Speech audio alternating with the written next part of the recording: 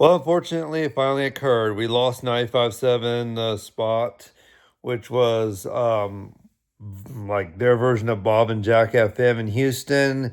KKHH, it's now just a simulcast of 61 AM, aka 610 KILT. It's strange that they didn't take the KILT call letters. I guess they couldn't because of 100.3 had those call letters. So they took their own KIKK call letters from when they were Kick 96. They should just flip the country. If they're going to get the KIKK call letters and not move KILT to 95.7, they should have just went all the way with the KIKK call letters and just flipped back to Kick 96. Is it Kicks or just Kick 96?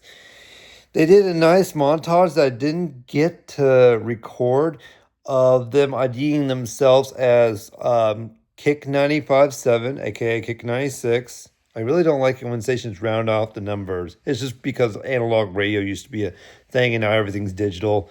They said you're on Kick 96, 95.7 the spot, of course. I heard them say 95.7 the wave and Hot 95.7. Hot 95.7. So, yeah. They had a great stunt. They actually cared about their past incarnations. I wish a lot of other stations in Austin cared about that. I do think 105.9 stunted as the planet before they became the beat. We all know what happened to that. It just fell victim to Caleb's curse. Ooh. Who's going to take the mantle? I know we have the Eagle. They keep saying, oh, you have 169, 175, which should separate. They do not need to simulcast. 106.9, 107.5 have been forever their own identity. 106.9 has been U, K, KKHU, KKZR, Z Rock. Yeah, it just rocks. And then I think they went religious. And then they went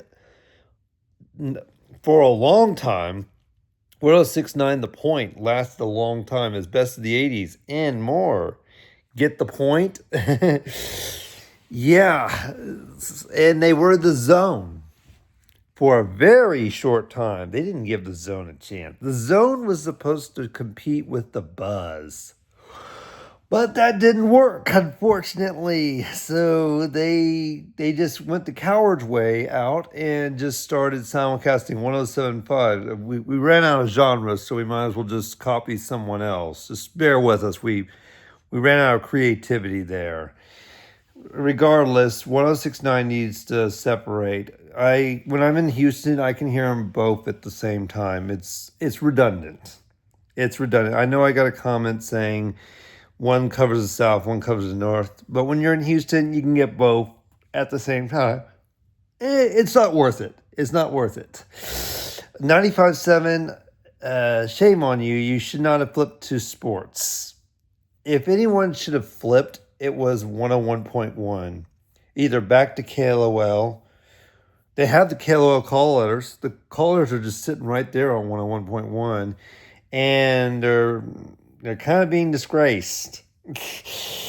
Yeah, remember the radio finally ran away for real. The runaway radio.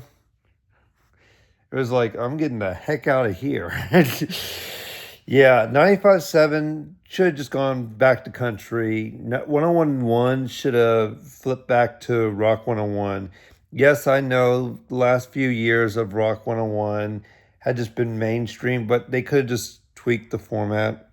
They didn't have to abandon their listeners. What needs to happen is radio just needs an overhaul. Radio needs to go back to being owned by people, not an algorithm, not fads. That's what needs to happen with radio. Radio needs to go back to being run by people, being run by communities, not being run by an algorithm, not being run by a robot. That's what Intercom Odyssey, Clear Channel iHeart, and Cumulus and EMF, aka K-Love, run. They're not live and local. They're corporately owned. I wish we could take our stations back from the giants. Anyway, I'm Robert. You have a great day.